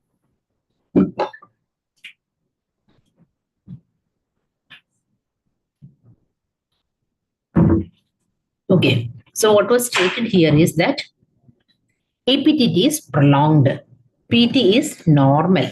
APTT is prolonged, PT is normal, and thrombin time is also normal. Okay, so what is your interpretation? So when APTT is prolonged, it could be either factor 12 deficiency, it could be factor 11 deficiency, factor 9 deficiency, or factor 8 deficiency. These are the ones which are coming under the intrinsic pathway. If it was PT prolongation, it could be factor 7 deficiency or usually factor 7 deficiency. Okay, common pathway prolongation, it could be factor 10A, factor 5A deficiency. And if it was a thrombin time, this is the deficiency. Okay, so we'll just elaborate. So now I think you would have got the answer, but even then we will just elaborate this a little more. Okay, so these are the names of the clotting factors. So you have factors from 1 to 13 with absence of factor 6. Okay, there is no factor 6 clotting. There is no clotting factor 6. So rest of the numbers you have seen. 1 stands for fibrinogen, 2 is prothrombin, 3 is tissue factor, 4 is calcium, pro-accelerant, pro-convertin, anti-hemophiliac factor, plasma thromboplastic components, Stewart Trower factor, plasma thromboplastin antecedent is your 11, then contact factor and fibrin stabilizing factor. So here what you should know is the plasma concentration of which factor is the highest. So that is fibrinogen. Which factor is the lowest? So that is anti-hemophiliac factor. Which are the sites of synthesis? Most of the factors are synthesized in the liver with the exception of pro-accelerant or factor 5, which is synthesized in the endothelial cells and platelets, tissue factor, which is from the endothelial cells, and 2 factor. So these are the 2 exceptions, factor 5 and factor 3. Okay, factor 5 and factor 3, it is mostly from the endothelial cells. Then you should know about the half-life. So the maximum half-life is for the fibrin stabilizing factor or factor 13. And the smallest half-life is for the factor 7. Okay, then you should know the chromosomal sites from where it is being synthesized. The most important is 2 factors are from the X chromosome. That is factor 8 and factor 9 comes from the X chromosome. So from within this table itself, you get so many questions which can be framed and asked. Okay, so this table also you should be very familiar with. Okay, so we have the prolonged PT, prolonged APTG. Okay, so this prolonged PT, it is because of deficiency of factor 7, which could be because of warfarin therapy, vitamin K deficiency, or early liver disease, because factor 7 has the smallest half-life. Then when patients are on drugs such as the direct 10A inhibitors, rivaroxaban, apixaban, endoxaban, all those can result in prolongation of the PT. Okay. Then APTT prolongation when the patient is on heparin or antiphospholipid antibodies can result in prolongation of the APTT. Okay. Then both PT and APTT are prolonged when it could be because of multiple reasons. So that you can just read. And you should always remember massive hemorrhage, DIC can also result in prolongation of the PT and APTT. Okay. So how do we find out where the deficiency is. Now we know certain factors can cause PT prolongation, certain factors can cause APTT prolongation. So how to pinpoint at the factor, which factor is causing the prolongation? Okay, so for that we are using what is called as mixing studies. Okay, so you take the patient sample, then you take the normal pooled plasma and take 1:1 mixture of both, and then again you run the, first you repeat the PT and APTT with the sample, and then you repeat the PT and APTT with the mixture and see where it is getting corrected. Okay, where it is getting corrected. So if it is a factor deficiency, when you do the mixing studies, you will get a normal value. But if it is because of inhibitor, for example, factor 8 inhibitor, then even the mixed plasma or the mixture also will fail to correct the PT APTT because there is an inhibitor present. Okay, there is an inhibitor present. Okay. So this is what we said. So if after the mixing studies, the values become normal, that means there is a factor deficiency. Then we can go for individual factor assays. But if it remains prolonged even after the mixing studies, that indicates the presence of an inhibitor. Okay. Now, if the PT APTT becomes normal after mixing studies, but it gets prolonged after 1 to 2 hours of incubation, that is means a time-dependent inhibitor. For example, a factor 8 inhibitor, because it is a time-dependent inhibitor. Okay, time-dependent inhibitor. Now, so then you have to see whether it is associated with a bleeding disorder or it is not with a bleeding disorder. Okay, so bleeding disorder, APTT prolongation, factor 8 deficiency, that is hemophilia A, factor 9 deficiency, that is hemophilia B, and factor 11 deficiency, that is hemophilia C. Okay, all this will present as bleeding disorders. Without bleeding disorder, it could be factor 12 deficiency, factor 11 deficiency. Usually hemophilia C does not cause much bleeding. Then it could be PK deficiency, high molecular weight kininogen deficiency, von Willebrand factor deficiency. Okay, so but if PT is prolonged with a normal APTT, it could be a defect of factor 7. If PT is normal and prolonged APTT, it could be deficiency of factor 12, 9, 11, and factor 8. If both are prolonged, it could be deficiency of factor 10, 5, or factor 2. Okay. Then you look at the thrombin time. So thrombin time, it could be prolonged when the fibrinogen levels are low, dysfibrinogenemia, hypofibrinogenemia, or with the use of heparin. Okay. Yes. Bleeding time is now obsolete. Not many people are doing the bleeding time. Okay. Then you should also know something about some terms such as what is adsorbed plasma, what is aged plasma. Okay. Adsorbed plasma is deficient in factors 2, 7, 9, 10. That is the vitamin K dependent factors 2, 7, 9, 10 is deficient in the adsorbed plasma. Okay. Then aged plasma is deficient in 5 and 8. Okay. Aged plasma is deficient in 5 and 8. Okay. So like this also you can find out which is the individual factor. So when you use adsorbed plasma, you have to understand that it is deficient in 2, 7, 9, 10.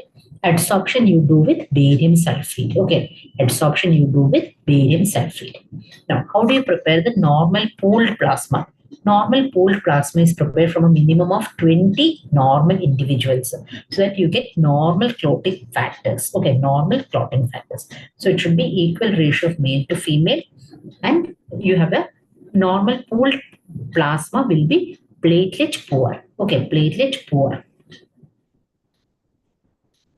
Adsorbed plasma is made using barium sulfate because barium sulfate will adsorb the clotting factors 2, 7, 9, and 10. Okay, 2, 7, 9, and 10. Now, so we come to the mixing studies. Okay. So you have so there is the APTT is getting corrected. Okay, APTT is getting corrected. So you are looking at which could be the factor deficiency. So if it is getting corrected with the normal plasma, adsorbed plasma, and aged plasma. So if it is a factor 8 deficiency, it will not get corrected when you are using an aged plasma. Okay, it will get corrected with a normal plasma and with an adsorbed plasma. it will not get corrected with an age plasma because age plasma lacks factor 8. Okay, age plasma lacks factor 8. Then factor 9 deficiency will not get corrected with the adsorbed plasma because 2, 7, 9 and 10. Right? Then factor 11 deficiency will be corrected using all three. Normal plasma, adsorbed plasma and with the age plasma. Okay, and with the age plasma. Then factor 12 deficiency is also getting corrected. Because factor 11 and factor 12 deficiency, we are not so much concerned because it usually does not present with the bleeding manifestations. Okay, usually does not present with the bleeding manifestations. So like this, you can find out which is the deficient factor. Okay, you can find out which is the deficient factor. So here we have a person who has a history of bleeding and the bleeding was such severe that it required blood transfusion. And here what we are finding is PT is normal, EPTT is prolonged, thrombin time is normal. So it has to be deficiency of either 12, 11, 9 or factor 8. So we are concentrating on factor 8 deficiency. Okay. Factor 5 comes under the what you call common pathway. So both PT and APTT would have got prolonged. Factor 7 deficiency will be PT prolongation and factor 12 deficiency we are not considering because factor 12 usually will not produce bleeding. Okay, will not produce bleeding. Okay. Yes. Now, this is another like sub question here. A 10-year-old boy developed hemarthrosis of the left hip joint with history of recurrent swelling and pain in multiple joints and prolonged bleeding following minor trauma since childhood. Subsequent investigations revealed platelet count is normal, PT is normal, APTT is prolonged. Then you do a mixing study with normal pooled plasma, it is getting corrected. With adsorbed plasma, it is not correcting. Age plasma, it is correcting. So what is your answer? It is with adsorbed plasma, it is not getting corrected. Yes, I have got some answers. So which type of hemophilia? Adsorbed plasma, it is not correcting.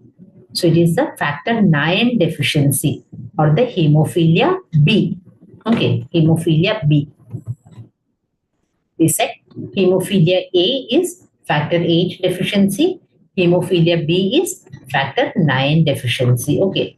So yes, hemophilia B. Very good. Okay. So I hope this is now very clear to you.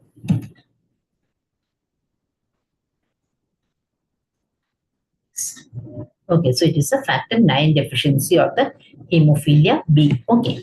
Now, which of the following initiates the coagulation cascade in vivo? In vivo means within the body. In vivo, which of the following initiates the coagulation cascade in vivo? So answer is tissue factor. Okay. What are the ingredients in APTT reagent? That consist of plasma, phospholipid and calcium. Plasma, phospholipid and calcium. Okay, so these are things that you should be knowing. Basophilic stippling or punctate basophilia. Okay, so here you can see an RBC. RBC, you can see some punctate stippling. There is a punctate basophilia or punctate stippling that is seen because of. Okay, now this is very important. RBC inclusions.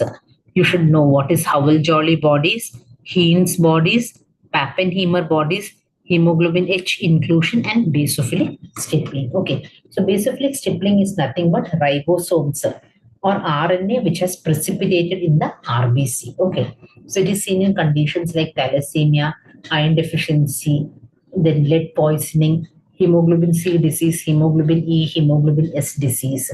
And basophilic stippling is best identified using the right genes stain. Okay, now of these RBC inclusions, for seeing the Heinz bodies and hemoglobin H inclusions, you require what is called as supravital staining. Okay, you require supravital staining.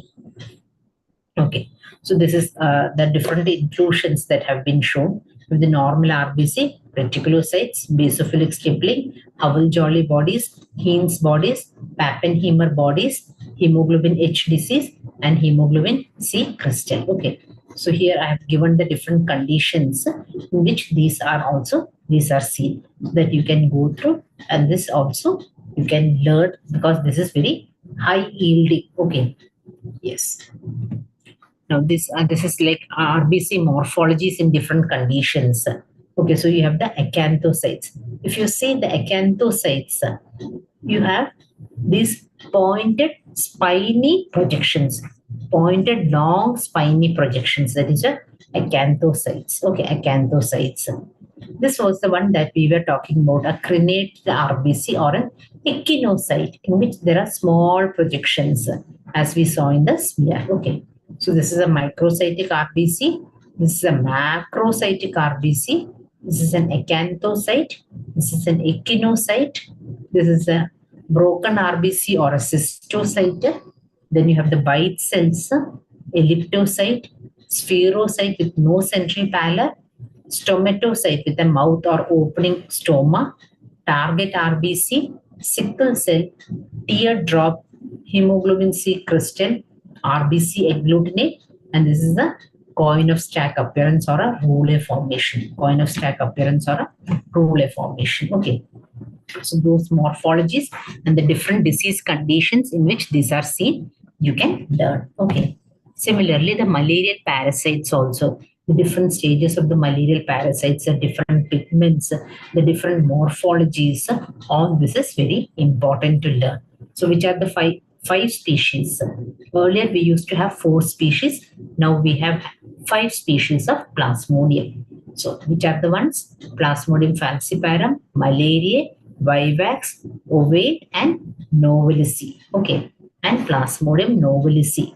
So all of this, like we have outbreaks of Plasmodium novel, not outbreak, few cases of novelici reported from Kerala. We have West Nile virus reported from Kerala. We have what you call the Nipah virus reported from Kerala. So these are all emerging infections which are being reported from Kerala, about which also you should be knowledgeable. Okay. So basophilic stippling or punctate basophilia is altered ribosomes. Okay, is altered ribosomes. Then cryoprecipitate is a source of fibrinogen, factor 8, von Willebrand factor, all of the 4 above. You might have transfused cryoprecipitate cell and cryoprecipitate. Okay, so this is how the components are processed in the blood center. Okay, so you collect the whole blood. How many of you have donated blood? Anyone? If not, you can once come to our blood center for blood donation. That will be like you're giving back to the society. You're healthy, so you can give back to the society. Okay, so I will tell you in short how we process the blood. So this is a whole blood which is collected and then it is separated or it is centrifuged. RBCs will settle down. So the top plasma which contains the platelets is separated out, and this platelet rich plasma is again given a second spin where the platelets will settle down and you express the plasma. This plasma you will store it as fresh frozen plasma. Another method is you take the whole blood, centrifuge it, and then you have a top and bottom bag.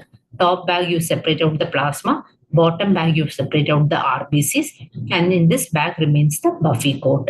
Now this buffy coat is again given a spin in which you have the RBCs will settle down and you have the platelets.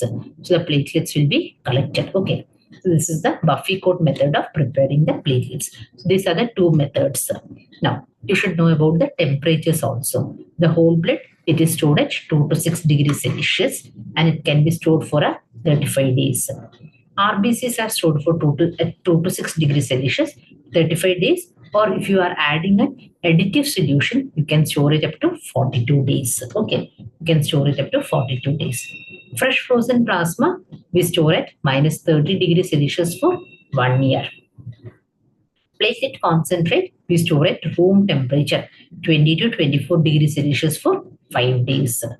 Cryoprecipitate again in minus 30 degree for 1 year. Okay, 1 year. So this is how it is being stored. Then as I said, we have certain additive solutions for RBCs to increase the shelf life. So we have a first generation additive solutions and we have the second generation additive solutions. Okay, so these are the certain names. Okay, certain names. So you can look at the additive solutions. So when you use additive solutions, you can store up to 42 days. Earlier it was 35 days. With additive solution, you can store up to 42 days. And the pH remains acidic, that is 6.6 or 6.5. And the survival also increases. Hemolysis is reduced. Okay. Then first generation additive solutions include the SAG, SAGM, AS1, AS3, and AS5. Second generation includes the Bactium, PAX-M. Then you have the erythrosol, erythrosol 2, and AS7. Okay, so this is the second generation additive solutions. Then you have certain quality requirements also of these blood units, which also you can learn from these tables. I have incorporated all. That is, you have the FFP, the cryoprecipitate, the cryopoor plasma, the platelets. So all the quality parameters I have incorporated in this slide. This you can learn. Okay. Now, how to give the dosage. So the RBC transfusion dose is 10 ml per kilogram body weight. Platelet is 1 unit of platelet per 10 kg. Okay. And FFP dose is 12 to 15 ml per kilogram body weight. And if the patient is in DIC, it is 20 ml per kilogram body weight. Okay. And then if you are going for a stem cell collection, you have to collect a minimum of 2 into 10 raised to power 8 nucleated cells per kilogram or 2 into 10 raised to power 6 CD34 cells per kilogram is required for the stem cell collection. Okay. Then here we have given the doses of recombinant factor 8 and factor 9. Factor 8 and factor 9 is available in the recombinant forms also. So depending upon the condition. So mild to moderate, severe, if it is neurosurgical or prophylaxis, what is the doses to be administered is also given here so that you can refer to that. Okay. So cryoprecipitate is a source of fibrinogen, factor 8 and von Willebrand factor. This was earlier given for the treatment of hemophilia. This was earlier given for the treatment of hemophilia A, but now we have recombinant factor 8 available. So the use of cryoprecipitate is coming down, but nevertheless, in India, because we are a resource limited country, should be aware of what is cryoprecipitate and what is the indication for cryoprecipitate. Okay. Then, bacteria most commonly implicated in contamination of red cells during blood transfusion. As I have stated earlier, RBCs are stored at low temperature, 2 to 6 degrees Celsius. So at low temperatures, which is the bacteria that can survive? That is the question. Bacteria most commonly implicated in contamination of red cells during blood transfusion. It's the most common bacteria, which is a cryophilic bacteria, which likes low temperature. Okay, that is a question. Okay, so this is like, even though during blood donation, when a donor comes for donation, we will ask the history to make sure that the donor is not in a viremic phase, or we will test for the infections to make sure that the donor does not transmit any infections to the patient. But still, the donor can transmit if the donor is asymptomatic but in the viremic phase, and this virus is able to survive our processing, our cold storage, and if we are unable to detect the virus with our testing, that is called as window period donation. Okay. In such cases, the virus can transmit the infection. Okay. Now, we do the testing for HIV, hepatitis B, hepatitis C, syphilis, and malaria. So these are the infections for which we do our screening. Okay. And in foreign countries, they may also screen for cytomegalovirus, trypanosoma cruzi, HTLV, West Nile virus, hepatitis E, and parvovirus B19. Okay. So, bacterial contamination of the blood products can come either from the donor skin, which is usually the Propionibacterium or the Staphylococci, or it could be from the environment. Yersinia enterocolitica is the most common organism which can multiply at low temperatures. So this is a cryophilic bacteria which can multiply at low temperatures. Okay. So bacteria most commonly implicated in contamination of red cells during blood transfusion is Yersinia enterocolitica. Okay. Then, another question is, allo antibodies directed against which of the following RBC antigens can result in hemolysis? You all might have heard about what is called as acute hemolytic transfusion reaction. Okay, so acute hemolytic transfusion reaction can be caused by all of the following except. Okay, so you have the rhesus blood group, the Kell blood group system, I blood group system, and Duffy blood group system. Okay. So this is about all the immunoglobulins which you can go through. Here you have the IgM, you have the IgG, you have the IgA. I am sorry. Here you have the IgA blood group, IgA. Then you have the IgE and IgD. Okay, so the heavy chains in each of these blood group systems, the number of antigen binding sites, which is the heaviest, which is the lightest, then the antibody concentration in the serum, which can cross the placenta. So all this table you can learn. Okay. Then, as you know, apart from the ABO and RH blood group system, we have other blood group systems also, which are called as minor blood group systems. We have a total of 359 blood group antigens as of today. Okay. So whenever we receive transfusions from an individual who has different antigens than us, we will develop what is called as allo antibody. And this allo antibody will be considered significant if it can cause hemolytic transfusion reactions, or it can decrease the survival of the transfused red cells, or it can cause hemolytic disease of the fetus or newborn. Okay. So this is also a table that you should learn, which are the clinically significant antibodies, which are rarely significant, and which can be like sometimes significant. At least these two tables you should learn, which are usually significant and which are rarely significant. Okay. So in this system, if you look, RH, Kell, KIT all comes as significantly hemolysis causing ones. Whereas I blood group system usually does not cause any hemolysis because it is universally present in all. Okay. So it usually does not cause, because we all have the I blood group antigens we all possess. So it is unlikely to cause, whereas RH, Kell, and Duffy allo antibodies can usually result in hemolysis. Okay. So I think that's all for the questions.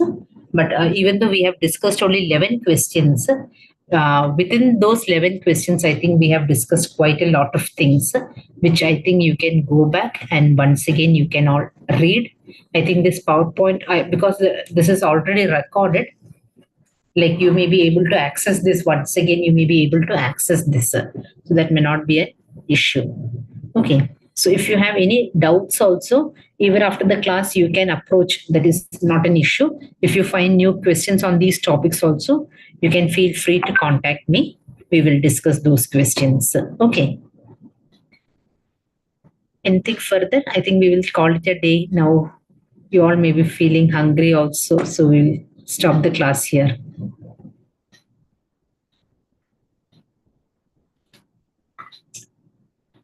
Sapna madam undo?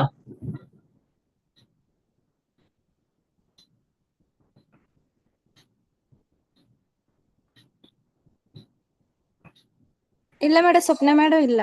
ഇല്ല. Okay okay. So we will stop the class here. അപ്പം അടുത്തിൻ്റെ പറഞ്ഞാൽ മതി. Okay madam, thank you. ശരി ശരി, thank you so much.